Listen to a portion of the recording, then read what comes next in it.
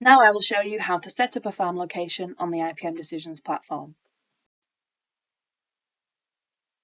To create a farm, you name it and select the location from the map. There will be a delay between setting the farm up and the weather being linked to that site.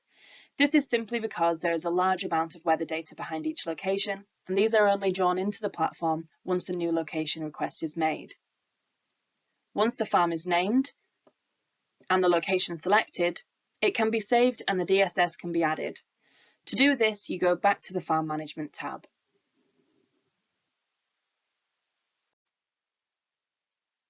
Here, you can edit, copy, or delete a farm. We'll select the Edit icon.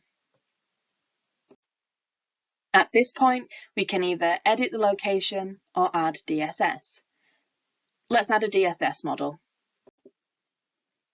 DSSs are added by relevant crop, so you can select the crops that you're interested in and then the associated DSS. You can add multiple crops by holding down your control button and selecting all crops by selecting Control and A. For now, I want to add DSS for an onion crop, which is part of the allium species crop group. The DSS available for allium species is for cutworm. Now, this is mainly a problem very early in the season rather than in October when this system is being demonstrated, but it will serve for illustrative purposes for now. I can see that this model is appropriate for allium crops, including onions, and for cutworm, and is relevant for use in several regions in Europe. I can find a bit more detail through the eye icon.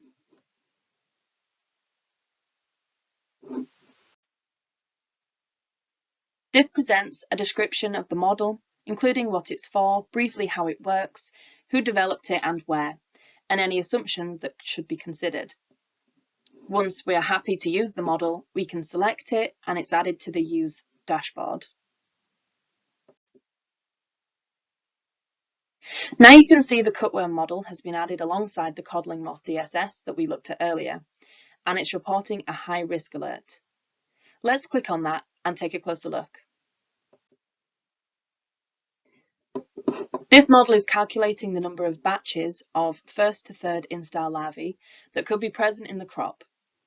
A batch is a generation of larvae from the last egg laying, and once the batch reaches fourth instar, it moves into the crop tissue and surrounding soil, and it can no longer be treated. When 4 or more batches are predicted to reach fourth instar, a high risk is reported. Here we can see that the system is forecasting 12 batches of first to third instar larvae, which could be active in the crop, and the guidance suggests in-crop monitoring to assess the actual risk. Let's say the farmer on this occasion is intending to apply a treatment tomorrow. We can add that into the system by editing the parameters. I will add a spray application for tomorrow, and let's see what that does to the system. Back to the dashboard, and the risk is still high, because of course spraying tomorrow hasn't reduced today's risk. But if we look in more detail, now the model assumes that the spray application has effectively removed all larvae and has reset the model to 0. We can continue to track the model and ensure that sprays are timed to be most effective and minimise the number of applications. A further function of the model is to enable comparison of models, treatments, or locations.